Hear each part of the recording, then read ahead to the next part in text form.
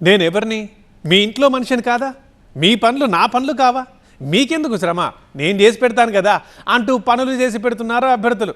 Municipal ఎన్నికల్లో ఓటర్లను ప్రసన్నం చేసుకునేందుకు నేతలు పడుతున్న పాటలు అన్నీ ఇన్ని కావు.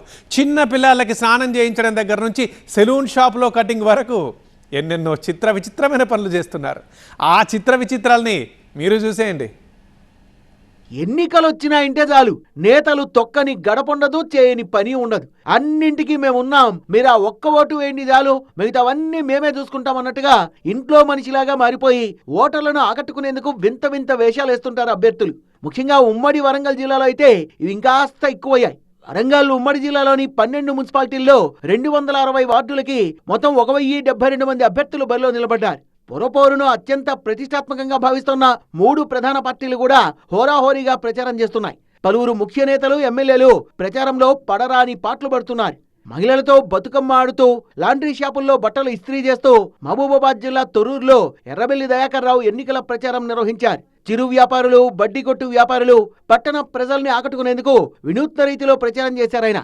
పద్దన్నపేట మున్సిపాలిటీలో మాజీ ఎమ్మెల్యే ఆరూరి రమేష్ ఇంటింటికి తిరుగుతూ ప్రచారం చేస్తున్నారు. ఓ షాపులో టీ పెడుతూ, మరో దగ్గర ఇస్త్రీ చేస్తూ సందడి చేశారు.